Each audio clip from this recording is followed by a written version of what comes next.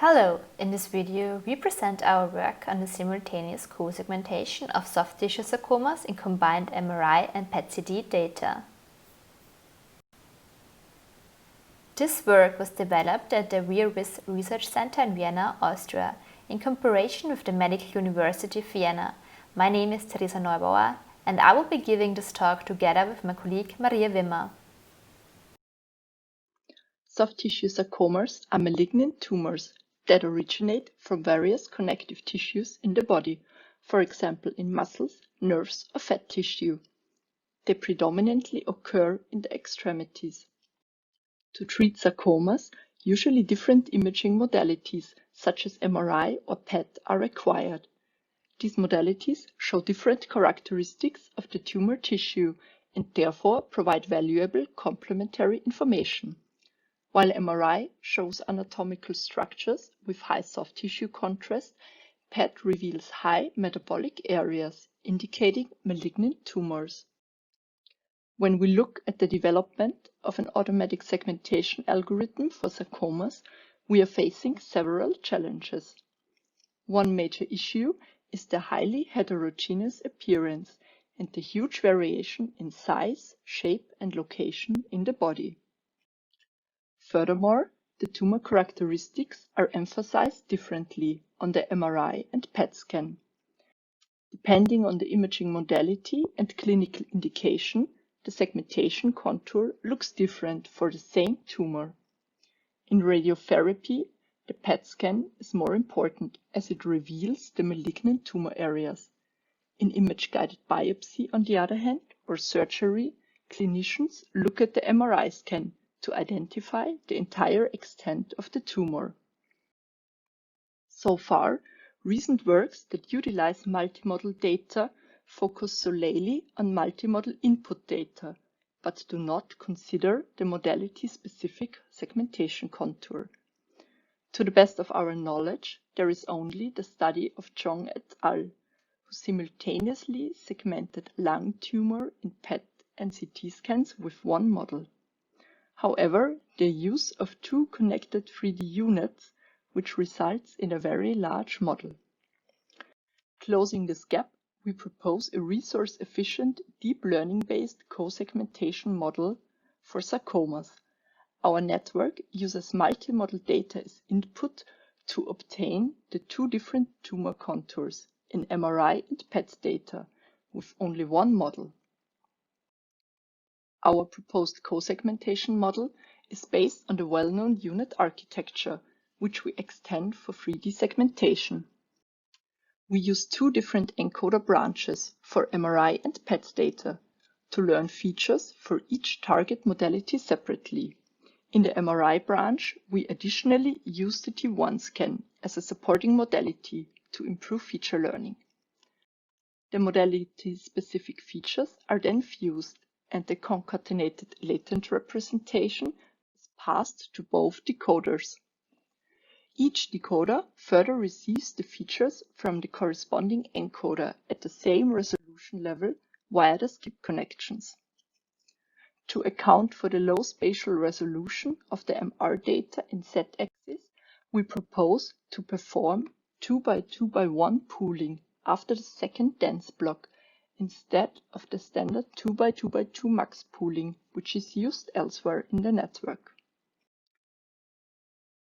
Inspired by the DenseNet architecture, we replaced the simple convolution layers used in the original unit with dense blocks. Each block consists of 3 repeated convolution layers and swish activations. The iterative concatenation of feature maps within a block leads to feature reuse, which in turn reduces the number of parameters. At the end of each block, the number of features is halved via a 1x1x1 convolution to keep the number of parameters low. Experimental setup. To evaluate our method, we utilize a public soft tissue sarcoma dataset. It comprises one PET-CT scan and a T1 weighted and T2 weighted MRI scan for each patient. The public dataset already includes tumor notations, which are delineated on the T2 scans. In addition, an experienced nuclear physician delineated the tumor contours for our study on the PET scan.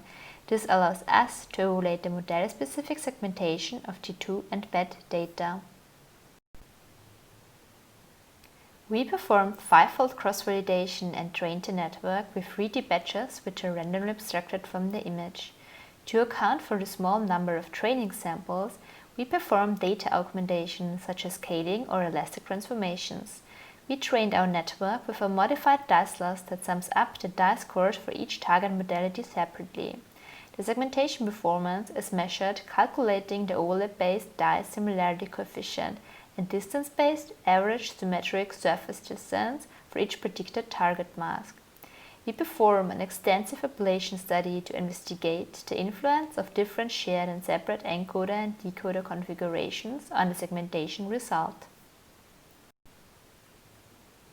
Results. First, we investigated the influence of varying sets of input modalities on the predicted segmentation mask for each target modality. From the experiments, we can clearly see that models using multimodal data show better performance. For the T2 segmentation mask, the lowest results are achieved when using only T2 as input.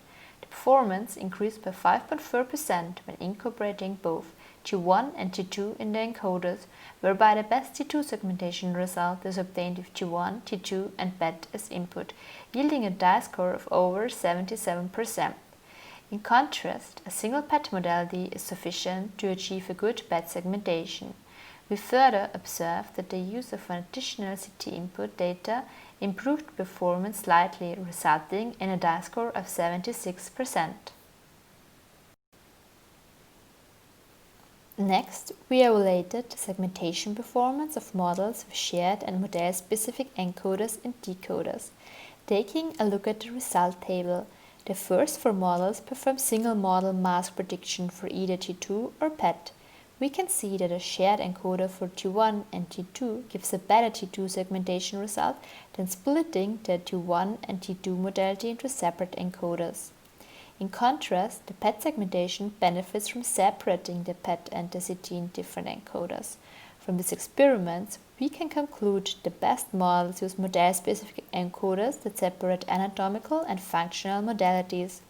This is also true for the decoder design.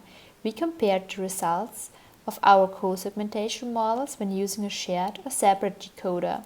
We report lower dice scores when using a shared decoder.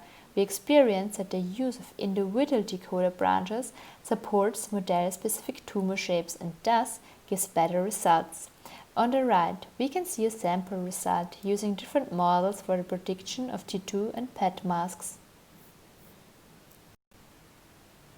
To compare our approach to the state-of-the-art, we implemented the model by Zhang et al., which uses 2 parallel 3D units, one for the T2 scan and one for the PET scan, yielding the segmentation mask for the T2 and PET simultaneously. From the result table, we can see that our co-segmentation model outperforms the concurrent method. We adapt our Z-axis pooling approach to the model of Zhang et al. And named it Zhang Modified. It is revealing that the adaptation of the pooling strategy to the anisotropic data resolution yields notable performance gains. In the sample result on the right, it can be observed that the model of Zhang et al. Leads to far more segmentation outliers than our model. This is also visible in the next sample result for the predicted T2 mask. Conclusion. We proposed a simultaneous co-segmentation model for soft tissue sarcomas, which utilizes densely connected convolutional layers for efficient multimodal feature learning. We performed an extensive evaluation comparing various ways to incorporate multimodal data into our model. Our proposed network outperforms the state-of-the-art method for tumor co-segmentation. The experiments show improved accuracy when using multimodal data. Furthermore, we conclude that the segmentation performance benefits from modality-specific encoders and decoders that separate anatomical and functional modalities. Thank you for your attention.